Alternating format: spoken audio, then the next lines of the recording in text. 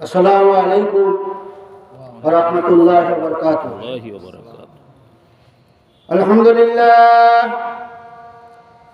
لله نحمده ونستعينه ونستغفره ونعوذ بالله من شرور أنفسنا من يهده الله فلا مضل له ومن يضلله فلا هادي له وأشهد أن لا إله إلا الله وحده لا شريك له وأشهد أن محمدا عبده ورسوله.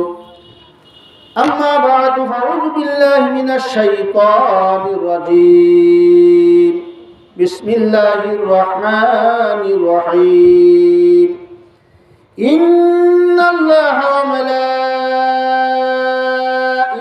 يصلون على النبي يا أيها الذين آمنوا صلوا عليه وسلموا تسليما.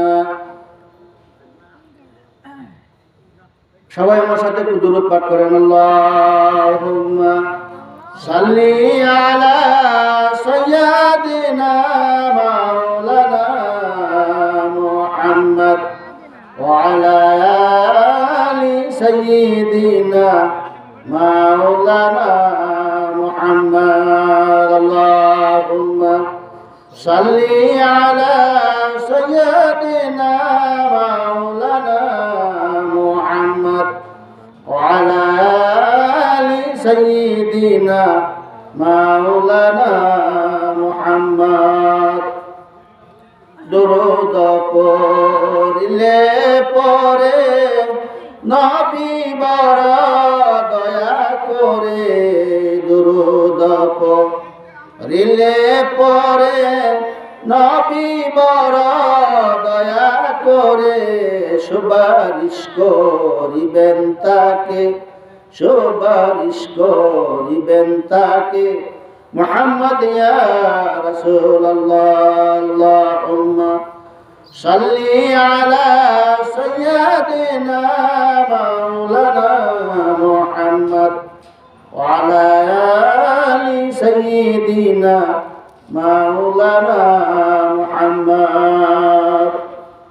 আলহামদুলিল্লাহ, বরাকি আলিম মাদ্রাসা দাখিল পরীক্ষার ছাত্রদের সফলতা কামনা আজ এক বিরাট ইসলামী ওয়াজ ও দোয়ার মাহফিলের সম্মানিত সভাপতি, উপস্থিত উলামায়ে কেরাম ও আমার সম্মুখে পিতৃতুল্য সমবয়স্ক ভাই বন্ধুগণ, আলহামদুলিল্লাহ, আজকে যে একটা ইসলামী ওয়াজ এবং দোয়ার মাহফিলের যে আয়োজন করা হইয়াছে, এটা কিন্তু আটকা মারা করা হইয়াছে।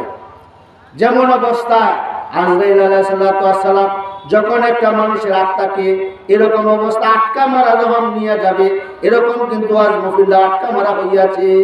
এটার মধ্যে কিন্তু লোক আইতো চায় না, কি কোন আইতো চায় না, কে ওয়াজ না কি এটা বোঝা যায় না। কেন বোঝা যায় না? এই যে একটা ইসলামী ওয়াজ মাহফিল, এটা কিন্তু একটা জান্নাতের বাগান। এই বাগানের মধ্যে মানুষ আসতে ভয় পায়। কেন ভয় পায়? এই জন্য যে ভয় পায়, এই জন্য আল্লাহ রাব্বুল আলামিন মানুষকে জান্নাতে নেওয়ার লাগে কিন্তু ভয় পাইব। আল্লাহ বলতেছে সাবিকুন আস-সাবিকুন উলাইকাল মুকাররাবুন ফি জান্নাতিন নাঈম ওয়া সুল্লাতুম মিনাল আউয়ালিন ওয়া কালিলুম মিনাল আখিরিন।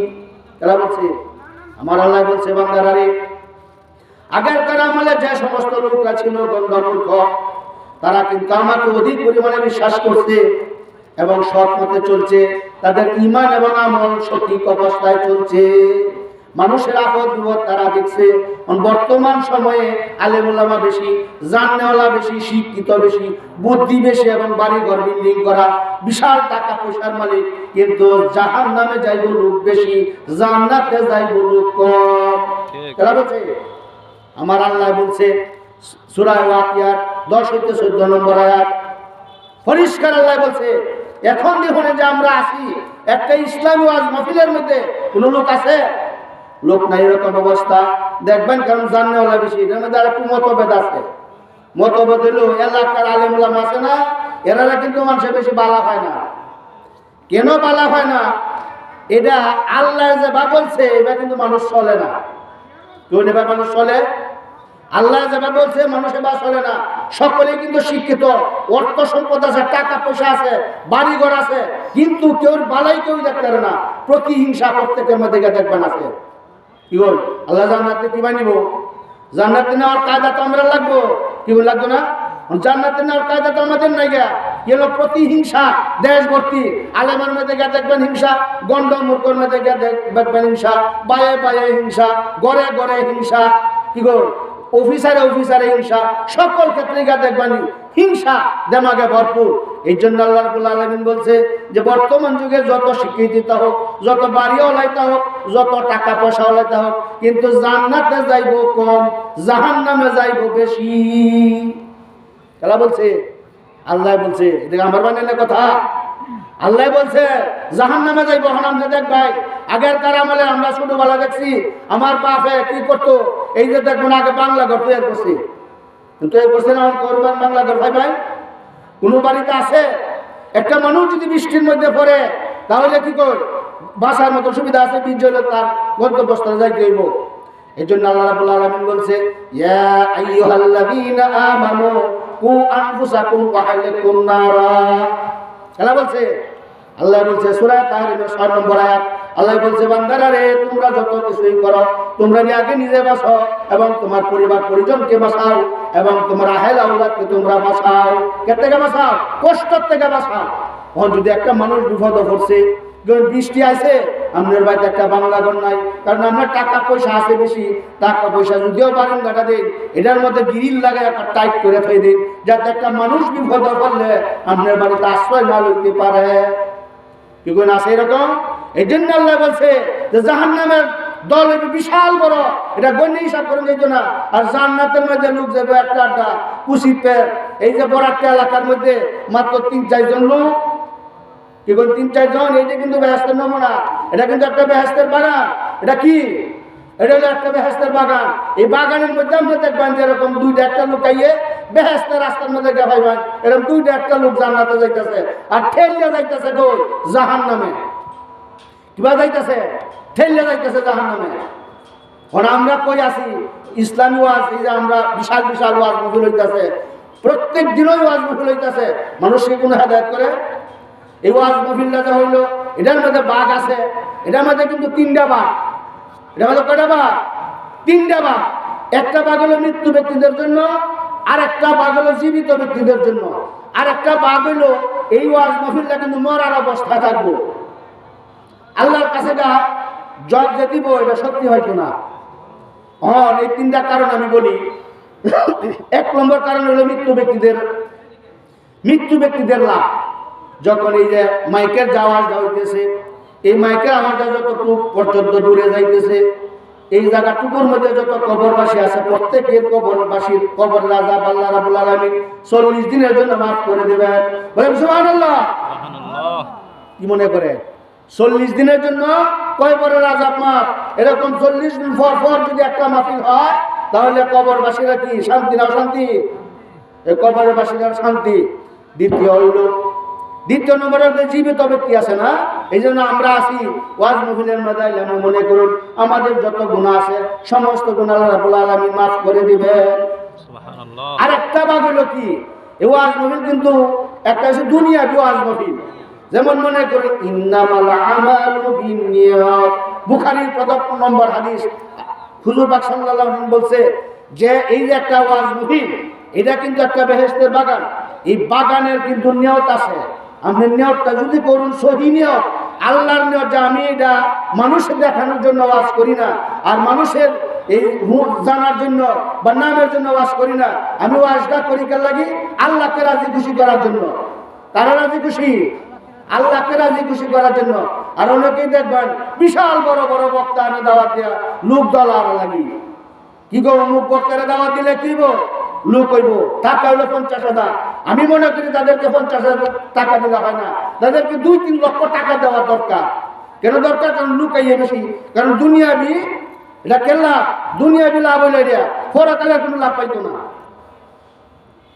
পরকালের লাভের ওয়াজ এই মাহফিল এইটা না। দেখবেন যখন মানুষ যারা ওয়াজ কমিটির লোক আছে, তারা কিন্তু সর্বপ্রথম নিয়ত করবো যে দেখি কারে দাওয়াত করলে লোক হইব বেশি। কি গো এরকম অবস্থা আওয়াজ দেখবেন বহুত আছে। কারণ ব্যক্তি সিরিয়াল পাওয়া যাইতো না, কারণ সিরিয়াল বেচারা দিতে পারে না, মানুষের টাকাটা আরে অমুক টাকাটা অমুক টাকাটা। কিন্তু বেচারা যে বেচারা আইব, এই বেচারা খাওয়ার টাইম নাই, নামাজ পড়ার টাইম নাই। এক বক্তারা জিজ্ঞাসা করলাম, এক বক্তা সাহেব দাওয়াত করেছে যে মাগরিবের সময় আর একখানে দাওয়াত করছে, তখন মাইকুল্লাহ রাজি গেলেন মাগরিবের নামাজ পড়ছে কই, কই মাগরিবের নামাজ পড়ার টাইম পাইছে না। তাহলে এই ব্যক্তির মাঝে কি তাসিরটা হবে? কি কই মাগরিবের নামাজ যে ব্যক্তি পড়ার টাইম না পায়, এই ব্যক্তির মাঝে তাসির হইব? এই ব্যক্তির দ্বারা কোনো উপকার হইব? আমি মনে করি এই ব্যক্তিরে ৩-৪ লক্ষ টাকা এলাকা বেচা টিহা দেওয়া দরকার। কারণ এটা হলো লাভের জন্য না, এটা কে জন্য? এটা হলো দুনিয়াবি লাভের জন্য, পরকালের লাভের জন্য এটা না। যদি পরকালের লাভ আমরা চাই তাহলে আহলে আওলাদের আলেমের কথা শুনতে হবে বেশি। কার কথা? আহলে আওলাদের আলেমের কথা শুনতে হবে বেশি। আর যদি দুনিয়াবি লাভ চাই তাহলে কিন্তু বিদেশি বক্তা আনবেন, যে বক্তা ৪-৫ লাখ টাকা দিলে দেওয়া দরকার। কিন্তু আমরা তো সিরিয়াল মতো বলিয়া তাই দেখি কোন বক্তা আইয়ে, অমুক বক্তা যদি আনি লোক করব বেশি দুনিয়াবি লাভ। কারণ এই বাড়া তো দুনিয়াবি লাভের লোকে আইয়ে, এই বাড়া আমি ইসলাম প্রচার করা ফরজ না। এই জন্য আল্লাহ রাব্বুল আলামিন বলছে ইয়া আইয়ুহাল্লাযিনা আমানু কু আনফুসাকুম ওয়া আহলিকুম নারা, তুমি তোমার আহল লাগে বাঁচাও, এটা বাঁচানো ফরজ। আর কুষ্টিয়ার বাড়া আমার ইসলাম প্রচার করা ফরজ না। এই হলো মুস্তাহাব, তুমি পাইলে আইও, না পাইলে নাই, কোনো সমস্যা নাই। কিন্তু বেচারা সিরিয়ালের জন্য আমরা কি করি? বেউস অবস্থায় থাকি, 50,000 20,000 পাঠায় দে, আর এলাকার মূল্যাইলে বালার মধ্যে নাম দাও কই না, কারণ দাওয়াত দিই না। এই বেটা কি জানে? কিন্তু মৃত্যুর সময় কামা লাগবে এই বেটা হাসের মাঠে মাঠে সুপারিশ করবো আহলে আওলাদের লোকে। কিন্তু কুষ্টিয়ার বেটারা দুনিয়া তাকেও পাইতেন না, মরে গেলে গাও পাইতেন না, টিহা দিলাই কেউ বেসায় টিহা দেবেন। আমি এটা কই বিভিন্ন এই মহফিলের মধ্যে আমি এটা কয়ে লাই, কারণ তারা টিহার লাগি আপনারাও টিহা দিবেন বেসাইয়া। কারণ এই যে 50,000 70,000 টাকা দিলে 4-5 লাখ করে টাকা দিবেন। আর তারাও তো প্রয়োজন যে 2 লাখ 3 লাখ না দিলে আমরা যাইতাম না, তারা এটা বলার প্রয়োজন। আর আমরা কোন পাগল, যেমন আমরা কোন ভালো এলাকার মোল্লার আমরা ভালো হয় না। এলাকার মোল্লার লাভ দহন কই কি কোন এলাকার মোল্লা লাভটা কইতাম? আল্লাহ রাব্বুল আলামিন বলছে, হুজুর পাক সাল্লাল্লাহু আলাইহি সাল্লাম বলেন, উন আলিমান আও মুতাআল্লিমান আও মুস্তামিয়ান আও মুহিব্বান লাম তাকুন খামিসা ফাতাহলিক। আমার নবী বিশ্ব নবী রাহমাতুল লিল আলামিন বলেন, তুমি আগে কি হও? আলেম হও। আলেম হইতে না পারলে আলেমের ছাত্র হও। আলেমের ছাত্র হইতে না পারলে আলেমকে অধিক পরিমাণে মহব্বত করো। আলেমকে যদি মহব্বত না করতে পারো তাহলে আলেমের কথা অনুযায়ী চলো। আলেমের কথা অনুযায়ী চলতে না পারো তাহলে তুমি শয়তানের বন্ধু হইয়া গেলা। এলা বলছে আমার নবী বিশ্ব নবী রাহমাতুল লিল আলামিন বলছে। কি বলছে? এখন বিস্তারিতটা বলি যে তুমি আগে আলেম হও। আলেম আমরা ওই তারছি না, অনকে আলেমের ছাত্র লাগবো, তাহলে মাদ্রাসা ভর্তি হওয়া লাগবো। মাদ্রাসা ভর্তি হলে তাহলে আমার ছাত্র হইতে পারবো, কি করি দিতাম না। মাদ্রাসাতে ভর্তি হইতে পারলাম না, এখন আমি কি করি? এখন আলেমকে অধিক পরিমাণে মহব্বত করি। কোন আলেমটা করবা? কুষ্টিয়া না রাজশাহী না সিলেটের না ঢাকা? কি কোন আলেমটা মহব্বত করে নেব? কুষ্টিয়ার আলেমটা ফরমায়, কুষ্টিয়ার আলেমের কথা অনুযায়ী সরকার ভাই, তাহলে কোন আলেম কথা? আপনার বরাট্টার যে আলেম আছে এই আলেমের কথা অনুযায়ী চলা সহজ হবে না কঠিন হইব? সহজ হইব। আর কুষ্টিয়ার আলেমের কথা কি করেন? কুষ্টিয়ার আলেমের কথা চলুন যাইব। আপনি তো সিরিয়ালে পাইতেন না, আপনি ওয়াদের মধ্যে দাওয়াত দেন 50,000 আগে 20,000 পাঠাই দিবেন, এরপরে আগে টিয়াটি ফয়টা লই এরপরে দেখবেন ওয়াজ করিয়া সম্পদ আর হয়তো না। তার কেমন হয়ে গেলে গাও আপনি মরে যদি পচছেও না গিয়া এরপরে আপনার চায় দেখতো না। আর এলাকার মোল্লা যদি তাহা আমরা পয়সা ছাড়াও যদি দেই এরপরেও আয়া ইসলামের কথা বলবে এবং আমরা যদি মরিয়াও যান গিয়া তাহলে আপনার জানাজা করার জন্য মেহনত করবো, কি করবো না করতো না। তাহলে আমরা কোন পাগল অবস্থায় কুষ্টিয়ার আলেমের চাই? এই যে আজকে তো এলাকার মোল্লার দেওয়া, এই এলাকার লোকের যা আছে সবাই যদি আইতো এখন তো মাঠটা ভর্তি থাকতো, তাহলে কি জান্নাতের ফয়সালা নিলে? এখন তো আমরা জান্নাতের ফয়সালা আমাদের নাই। আমরা হইলাম কি দেহান্না মুসলমান। এই যে দেহান্না মুসলমান, দেহান্না মুসলমানের কিচ্ছু কাজে লাগতো না পরকালে। দুনিয়ার মধ্যে কেমন লাগবো? আমি তো ল্যাব আসি আছি, আমি তো বালা ফুসা গলা। কি গো এই যে আমরা যে ফুসা গলা আছি এটা কি কিচ্ছু দাম না, এটা দুনিয়ার মধ্যেই শেষ। এরপরে আমরা মনে করুন আলেমের কথা অনুযায়ী চলা। আলেমের কোন আলেমের কথা অনুযায়ী চলতে পারবেন? কোনটা আপনারা? দেশের আলেম না কুষ্টিয়ার আলেম? দেশের আলেমের কথা অনুযায়ী যদি চলতে পারেন তাহলে দেশের মোল্লা যদি ওয়াজ করে তাহলে লোক কেন তাহে না? কি গো, আরে সন্ধ্যার ঘরে এলাকার মোল্লায় কয়েকজন কি আলাপ করবো, এইলারা তো সবসময় দেখি। কি গো, আমরা এই প্রোগ্রাম না ইন্নামাল আমালু বিন্নিয়াত, আমাদের নিয়তই সহি নাই, এই জন্য আমরা জান্নাতে যাই কিভাবে? কি গো, আমরা জান্নাতে কিভাবে যাই? এই জন্য আমরা প্রত্যেকেই মানে এলাকার আলেম যদি থাকে, কম জানলেও যদি থাকে, তাকে বেশি পরিমাণে মহব্বত করি। মহব্বতে সোয়ালে কোনা, তোমরা এমন আলেমকে অধিক পরিমাণে মহব্বত করো যে আলেম তুমি সদা সর্বদাই পাও। আর কুষ্টিয়া আলেম, রাজশাহীর আলেম, ঢাকার আলেম জিন্দিগিতে হয়তেন না, মরিয়া হচ্ছেও জান দেওয়ার পরে আপনারা দেখবো না। কেউ দেখবো? রেমি সহতা কইতেছি, এটা বাস্তব। আপনারা খেয়াল করবাই, বাইকটা চিন্তা করবাই যে এলাকার মোল্লা যে আলাপ করলো এটা কিটা কইলো, এটা হাসা কইছে না মিশা কইছে, এটা তো বাস্তব। আমরা দেখবাই, আমরা যদি একটা কুষ্টিয়ার বক্তারে আনে দাওয়াত দিই, দাওয়াত দিয়ে বেটা ওয়াজ করিয়া মনে করুন আমি দাওয়াত দিয়ে আনছি, দাওয়াত দিয়ে আনার ফলে বেটার 1 লাখ টাকা দেওয়া, বেটার টাকা দিয়ে আনছি, আধা ঘন্টা ওয়াজ করিয়া বেটা যাইতেছে আমি মরে গেছি গিয়া, বেটা খারাইবো আমার লাগি? খারাইতো না। তাহলে কোন কারণে আমি বেটার টাকা দিই? বেটার টিহা নেওয়া যায় আছে, আমরাও সকল এলাকা বেচছে বেটার টিহা দিবান, টিহা নেওয়া যায় আছে, আপনারা দেই বাইন এটাও যায় আছে। কিন্তু যে কথাটি বলবে এই কথা কিন্তু আল্লাহর দরবারে সহি হবে না। এই যে ওয়াজ মাহফিলটা, এই ওয়াজ মাহফিলটা কিন্তু আল্লাহর দরবারে শক্তিশালী হয়ে গেছে, সুপারিশ করবো। হে মাহবুব, তুমি তো বলছো যে ওয়াজ মাহফিলের ভিতরে যারা আছেন তারা হলো জান্নাতি, বেহেশতের বাগান। তুমি বেহেশতের যে পরকালে যে বেহেশত দিছ, দুনিয়া থেকে বেহেশতের একটা অংশ, এই অংশের মধ্যে এই লোকগুলা কিন্তু ছিল। এরকম একটা সিসি ক্যামেরা ফিটিং করা আছে, দেখতেছে কালা কারিনুহু হাজা মালাদায়াতিন। আল্লাহ রাব্বুল আলামিন প্রত্যেক মানুষের কান্দের মধ্যে 2 জন করে ফেরেশতা রাখিয়া দিয়েছে। আমি কি করি না করি সব কিন্তু লিপিবদ্ধ করা হইতেছে।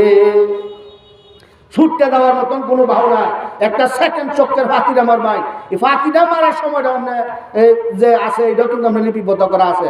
হাসরের দিন এটা কিন্তু বাস্তব প্রমাণ করা হবে। এই যে ওয়াজ মাহফিলরা আল্লাহর দরবারে একটা সুপারিশ করবে হাসরের দিন।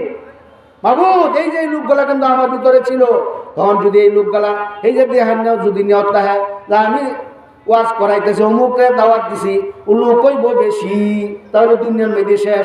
ওয়াজ মাহফিলে আল্লাহর দরবারে ফরিয়াদ করবো, মাহবুব এই যে দেখো ওয়াজ কমিটির লোকে আমরা দুনিয়াবি ওয়াজের জন্য, দুনিয়াবি লোক দেখানোর জন্য ওয়াজ করিয়াছে, আজকে তো তোমার দরবারে আমি কি করতে পারি না, সাবাস পাই না তোমার কাছে সুপারিশ করার জন্য। এখন তারে আল্লাহ আমি তাদের জন্য নালিশ করতে চাই, তাদের জন্য আমি বিচার চাই, তারা কি জন্য ফরক দুনিয়াবি ওয়াজের জন্য নিয়ত করিয়াছে, লোক দেখানোর জন্য। লোক হয়েছে এটা দুনিয়ার মধ্যে শেষ, আজকে তো তোমার দরবারে আমি কি করতে পারি না, সুপারিশ করতে পারি না। কি বলেন? এটা বাস্তব। আল্লাহ পরিষ্কার ভাবে বলছে এটা বেহেশতের বাগান। কি আমরা মুহার কথা? মুহার কথা না। বেহেশতের বাগান হলো কি, এই যে হযরত আদম আলাইহিস সালাম বেহেশতের মধ্যে থাকতেছে, এটাও কিন্তু এই বেহেশত। আমার নবী বিশ্ব নবী রাহমাতুল লিল আলামিন যখন এরকম অবস্থা সাহাবাদিগকে নিয়ে আলাপ আলোচনা করেন, তখন আমার আল্লাহ বলতেছে হে আমার বন্ধু, আপনি সাহাবাদিগকে নিয়ে যে আলাপ আলোচনা করেন, এই যে জায়গাটুকুর মধ্যে বসে আলাপ আলোচনা করেন, এই জায়গাটুকু আমি কি করলাম, বেহেশতের বাগান বানাইয়া দিলাম। আল্লাহ দিছে, আল্লাহ দিছে না বেহেশতের বাগান বানাইয়া? সাহাবারা লইয়া হুজুর পাক সাল্লাল্লাহু আলাইহি ওয়াসাল্লাম যে জায়গার মধ্যে বসিয়া কুরআন এবং হাদিসের কথা বলছে, এই জায়গাটুকু আল্লাহ কি করছে, বেহেশতের বাগান বানাইয়া দিছে। এখন আমরা তো সেই নবীর উম্মত, কি করেন সেই নবীর উম্মত না? আমরা তো এরকম অবস্থা, একটা প্যান্ডেল করিয়া ঘর বানাইয়া সুন্দর করিয়া লই, যাতে এই বেহেশতের বাগান আল্লাহ রাব্বুল আলামিন কবুল এবং মঞ্জুর করে। কি বলে? কবুল এবং মঞ্জুর যাতে করে। এই জন্য আমরা এলাকার মধ্যে যারা আসি, সন্ধ্যার সময় আমরা ওয়াজ মাহফিলের মধ্যে আসিয়া আলেমুল আমাদের কথা শুনি, আহলে ওলাদের আলেমের কথা বেশি বেশি শুনি। এটা মরলে কামে লাগবো, মৃত্যুর সময় কামে লাগবো, এবং হাসরের মাঠের মধ্যে গেলেও কামে লাগবো। বেহেশতে গেলে আলেমের সুপারিশ ছাড়া কোনো চান্দু জান্নাতে যেতে পারবে না। যত দুর্নীতি হোক, যত টাকা পয়সা হোক, অক্ষর 50 তলা বিল্ডিং বা যদি তাহে আহলে আওলাদের আলেমের সুপারিশ লাগবো।